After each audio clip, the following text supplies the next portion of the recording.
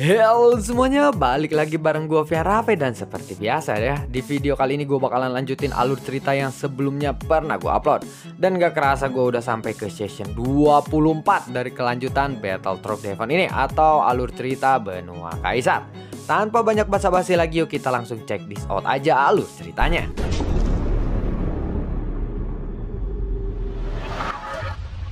Di episode sebelumnya, setelah Xiaoyan berhasil membunuh Fei Tong dan juga Feng Tong, pada saat ini tiba-tiba terdengar tepuk tangan yang meriah dari kejauhan.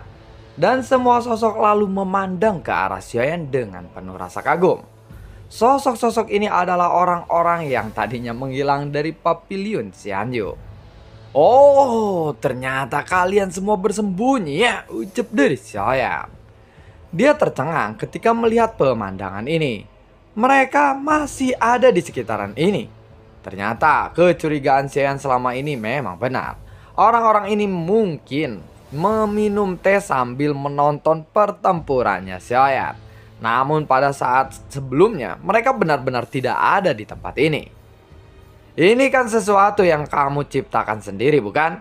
Salah kamu sendiri. Kenapa memancing orang-orang dari istana dewa berburu ke sini? Jadi, kamu harus bertanggung jawab untuk menyelesaikannya sendiri, ucap dari Jian Xiangyang. Dia memandang ke arah Xiaoyan dengan acuh tak acuh. Dia berpikir bahwa Xiaoyan hanyalah seseorang fight tingkat bintang 7 biasa saja. Dia tidak menyangka ternyata Xiaoyan memiliki klon yang berkekuatan immortality. Tentu ini benar-benar mengejutkan Jian Xiangyang, karena saat dia melihat klon milik Xiaoyan ini, dia bisa merasakan kekuatan fisik yang sangat kuat. Dan pada saat ini, Xiaoyan menoleh untuk melihat Jian Xiangyang. Dan klon dewa asli juga berada di samping Xiaoyan saat ini. "Senior, aku memohon saran dari Anda. Mohon bantuannya kali ini," ucap dari Xiaoyan. Setelah Xiaoyan datang ke sini, Jian Xiangyang tidak pernah menatap Xiaoyan atau tidak pernah mempedulikan keberadaan Xiaoyan ini. Meskipun begitu, Xiaoyan tidak pernah merasa dendam kepadanya. Bahkan, dia tidak segan-segan untuk meminta nasihat dari Jian Xiangyang ini. Mata semua orang pun lalu beralih ke arah Jian Xiangyang. Awalnya, Jian Xiangyang ini ingin mencari alasan untuk berbohong. Namun kali ini dia telah menjadi pusat perhatian dari semua orang dan menunggu jawaban dari Jian Xiangyang. Sementara itu, Permaisuri lalu berkata, "Jian Xiangyang, aku juga sebenarnya ingin meminta nasihatmu untuk Xiaoyan ini. Sebagai senior, kamu juga harus bertanggung jawab. Jadi, kamu tidak bisa menemukan alasan untuk menolak permintaanku kali ini," ucap dari sang Permaisuri sambil memeluk Bing Yutu. Semua orang lalu mengangguk dengan sungguh-sungguh. Jian Xiangyang pun memandang ke arah orang-orang dengan sangat serius kali ini. Dan dia sepertinya tidak punya alasan untuk menolak permintaan Permaisuri dan juga Xiaoyan ini. "Wah, pedangku ini adalah pedang pembunuh. Apakah kamu yakin akan meminta nasihat kepadaku?" tanya dari Jian Xiangyang. "Tidak apa-apa senior," ucap dari Xiaoyan. Dia tidak mundur sama sekali, karena Xiaoyan benar-benar ingin mencobanya. Apakah klon dewa asli ini bisa melawan Jian Xiangyang atau tidak? "Oh, ternyata kamu pemberani juga ya. Kali ini aku akan memberikan 3 serangan pedang kepadamu. Jika kamu bisa menahan 3 serangan pedang ini, aku akan memberikanmu sesuatu yang sangat spesial mungkin," ucap dari Jian Xiangyang. "Kalau begitu, aku akan berterima kasih terlebih dahulu kepada senior atas hadiah yang akan Anda berikan nanti," ucap dari Xiaoyan sambil menangkupkan tinjunya. Seolah-olah dia sangat percaya diri sekali ya akan menerima hadiah itu. Percaya diri adalah hal yang baik, tetapi kamu terlalu percaya diri kali ini. Itu hanya akan membuatmu terlihat bodoh saja nanti. Pedangku tidak memiliki nama, tetapi telah membunuh banyak orang. Aku takut 1 serangan pedang saja akan bisa membunuhmu. Jadi, aku hanya akan memberimu 3 kesempatan saja.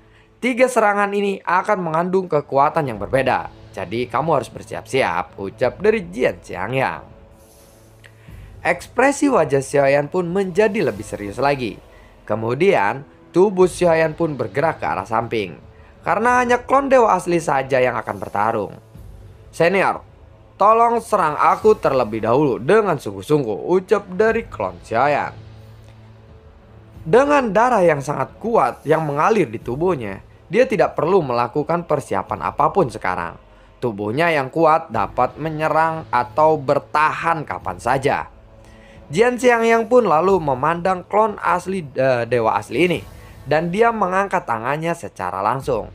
Namun dia hanya menggerakkan jarinya saja. Kemudian di antara kedua jarinya ada serangan pedang emas yang meraung dan menebas lurus ke arah klon dewa asli itu. Melihat gerombolan pedang emas yang mengaum ke arahnya, tatapan mata klon dewa asli tiba-tiba menyempit. Sebenarnya klon dewa asli juga merasakan ancaman yang kuat. Namun klon dewa asli ini langsung melemparkan tinjunya dengan liar dan tanpa ragu-ragu. Dar, dadiduk, dadiduk, buar. Sebuah kekuatan yang kuat pun meletus dari bagian atas tinju klon dewa asli. Seolah-olah udara pun berhenti di bawah energi yang kuat ini. Dan kekuatan yang tidak terlihat dari ujung itu pun menghantam kepada pedang emas milik Jian Xiangyang. Suara yang membengkakkan telinga pun terus meletus dari keduanya. Namun ekspresi wajah klon dewa asli masih tetap terlihat sangat serius. Dan tanpa sadar dia dipaksa mundur beberapa puluh kaki oleh serangan pedang ini. Xian pun kembali melemparkan selusin pukulannya yang berturut-turut. Dadiduk, dadiduk, dadiduk, dadiduk, buar. Klon dewa asli pun terkejut. Karena ketika dia bertarung melawan Pei Tong barusan, dia tidak benar-benar menunjukkan kekuatan pukulannya seperti saat ini. Dan setiap pukulan yang dilakukan oleh klon dewa asli terhadap serangan pedang emas saat ini mungkin bisa cukup untuk mengalahkan Pei Tong dalam satu pukulan saja. Jika selusin pukulan ini mengenai Pei Tong, sudah jelas Pei Tong mungkin akan hancur menjadi abu. Setelah melemparkan selusin pukulan, klon dewa asli bisa menahan serangan pedang pertamanya. Namun pada saat ini klon dewa asli sudah berkeringat sangat deras. Seolah-olah dia menghadapi musuh yang sangat kuat. Xian pun langsung menduga bahwa Jian Xiangyang ini memang sangatlah kuat.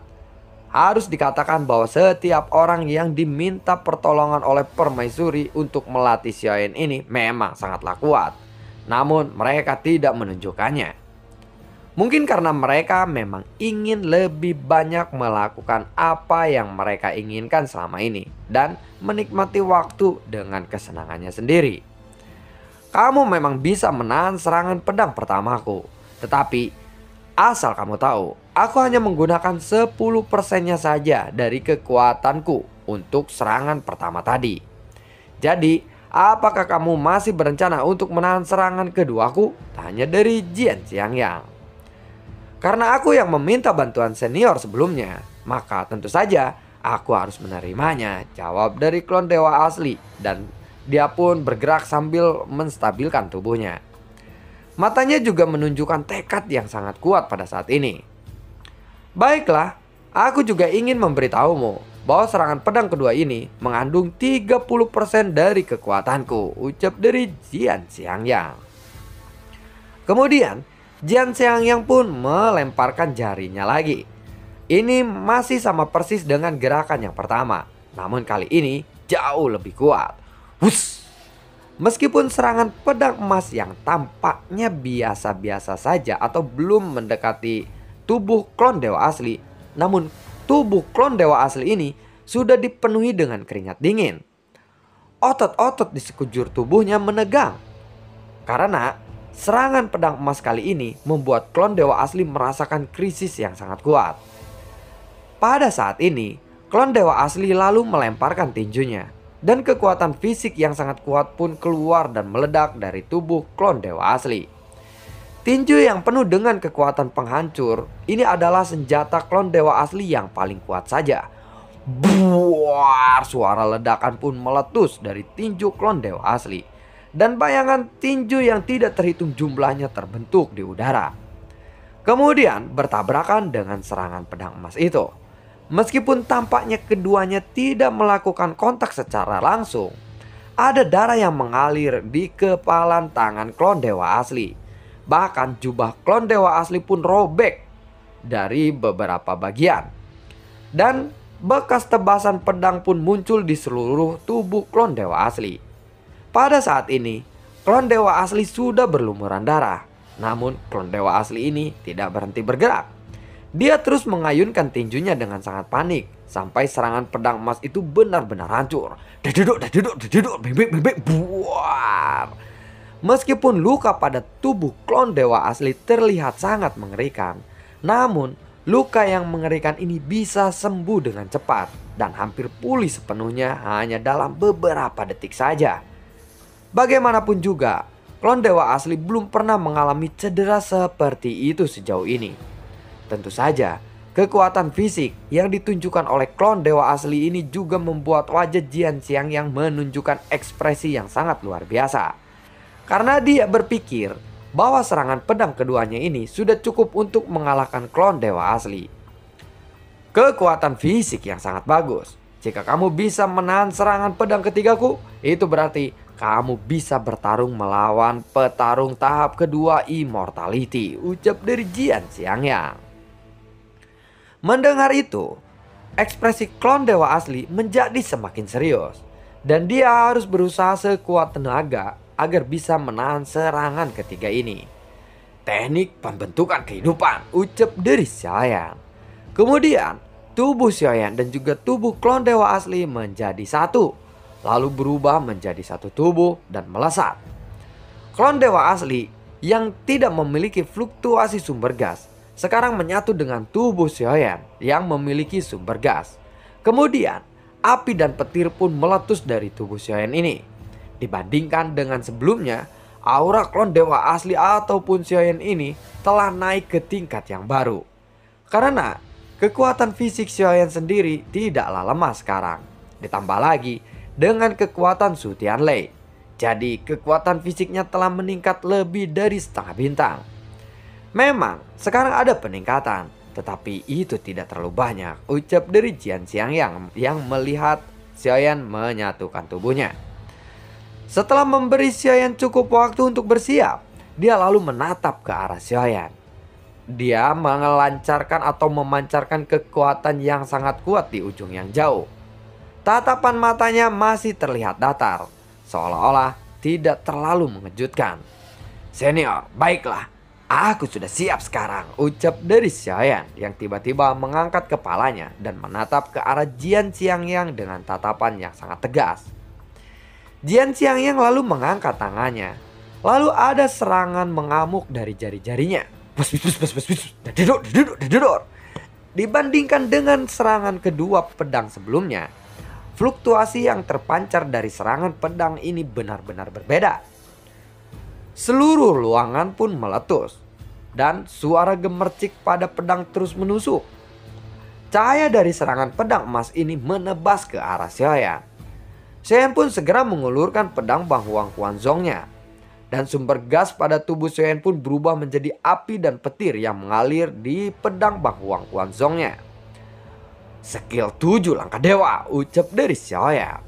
Langkah pertama, langkah kedua, langkah ketiga, langkah keempat, dan langkah kelima, teriak dari Xiaoyan dengan langsung menggunakan 5 langkah berturut-turut. Karena berkat dari kekuatan klon dewa asli, skill 7 langkah dewa pada langkah ketiga pun sudah sebanding dengan kekuatan langkah ketujuh ketika digunakan oleh Xiaoyan dalam kondisi biasa. Oleh karena itu, langkah kelima ini sudah menjadi batasnya. Dan kekuatan fisik Xiaoyan sendiri tidak cukup kuat untuk melakukan lebih dari 5 langkah kali ini. Namun meskipun ini hanyalah langkah kelima, jejak bayangan kaki yang kokoh mengandung kekuatan yang tidak tertandingi. Dan teknik ini segera bergemuruh. Di bawah cahaya serangan pedang emas, serangan pedang petir dan api milik Xiaoyan ini terlihat sangatlah rapuh dan langsung dimusnahkan. Buar. Setelah itu, cahaya pedang emas menjadi lebih tidak terbendung lagi dan menghantam langsung pada bayangan kaki langkah kelima yang Xiaoyan keluarkan, dan langkah itu pun meledak dengan keras. Buar, langkah pertama pun runtuh. Kemudian langkah kedua dan bahkan langkah ketiga tidak sanggup untuk menahan serangan pedangnya. Dibandingkan dengan pencapaian Xiao Yan sebelumnya, skill ini memang sangatlah kuat. Namun jika di hadapan teknik pedang Jian Xiangyang ini, itu tidak ada apa-apanya. Dan saat ini sebentar lagi pedang itu akan mencapai ke langkah keempat. Seluruh ruangan pun bergetar. Dan setelah beberapa detik ada bunyi retakan pada langkah keempat. Dan kemudian bayangan kaki langkah keempat pun runtuh dengan keras. Buar. Mata Xiao Yan pun benar-benar terkejut. Karena setelah menghancurkan langkah keempat ini, cahaya pedang emas milik Jian Xiangyang ini tidak terpengaruh sedikit pun. Suara tabrakan bergema lagi. Dan cahaya pedang emas itu menghantam jejak kaki yang kokoh di langkah kelima Xiao Yan ini. Setelah berhenti sejenak, bayangan kaki langkah kelima pun mulai bergetar. Saat melihat skill bertarung Xiao Yan, permaisuri langsung teringat kepada Junsang. Karena ini adalah skill bertarung milik Supreme. Dan ada perasaan yang akrab membuatnya semakin cemas. Buar, tiba-tiba ada suara retakan dan tatapan mata Xiao Yan pun semakin menyempit. Dia segera menggertakkan giginya. Lalu Xiao Yan pun mengangkat kakinya lagi. Langkah ini terasa sangat sulit dan tubuh Xiao Yan pun bergetaran hebat tidak terkendali. Xiao Yan menyemburkan seteguk darah. Sumber gasnya pun juga melonjak. Langkah ini juga menyebabkan kerusakan yang besar kepada tubuh internalnya. Anak ini, seharusnya dia tidak perlu seserius ini. Begitu juga dengan Jian Xiangyang. Mereka berdua benar-benar keras kepala. Aku rasa sifat dari kedua orang ini agak mirip. Dan mereka berdua tidak ada yang mau mengakui kekalahan, ucap dari semua orang yang menonton pertempuran itu. Permaisuri, jadi dia itu adalah Gu Zhongzheng? Tanya dari Yua Chan. Saat ini dia sudah terbangun dan masih ada kelelahan di wajahnya. Namun Gu Zhongzheng telah mati. Sebenarnya dia adalah reinkarnasi dari Gu Zhongzheng, jawab dari sang permaisuri. Reinkarnasi? Tetapi aku rasa dia lebih menyenangkan daripada Gu Zhongzheng. Namun memang sih sifatnya sama persis, ucap dari Yua Chan sambil tersenyum. Jelas mereka semua mengenal Gu Zhongzheng. Aku benar-benar mengkhawatirkannya sekarang. Pada saat ini dia masih terlalu lemah. Dan menurutku dia mirip dengan manusia biasa, ucap dari Yua Chan yang mungkin sekarang lagi memperhatikan Xiao Yan. Ya, aku pun juga merasakannya, ucap dari beberapa orang yang berada di samping mereka dan mereka menganggukkan kepalanya. Sepertinya mereka merasakan perasaan yang sama. Tunggu dulu, aku ingat. Penampilan sama persis dengan penguasa istana Dewa Berburu. Namun hanya saja gaya rambutnya saja yang berbeda, ucap dari salah satu dari mereka. Ya, memang Xiao Yan ini penampilannya atau wajahnya sangat mirip dengan penguasa istana Dewa Berburu. Permaisuri, apakah itu benar? Tanya dari orang-orang yang ada di sana. Ya, itu memang benar. Dan itulah alasan mengapa dia sangatlah lemah, jawab dari sang permaisuri. Dunia yang kita tinggali ini hanyalah sebuah subdunia yang telah dibelah oleh dunia Senki.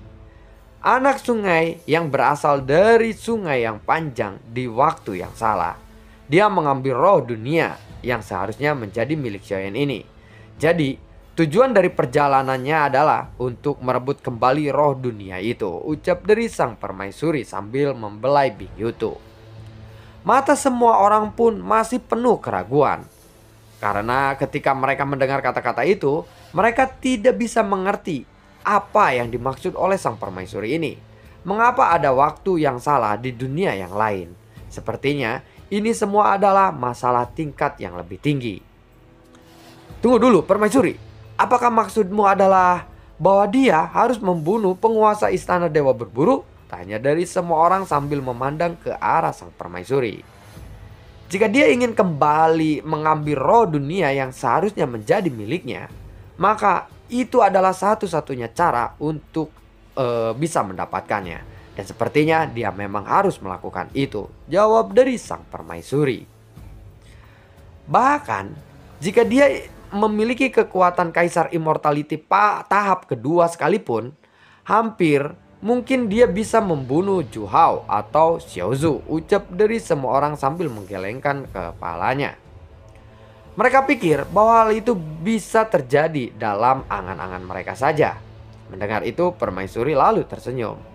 Namun aku rasa tidak sedemikian mudah. Mendengar itu, semua orang pun tercengang.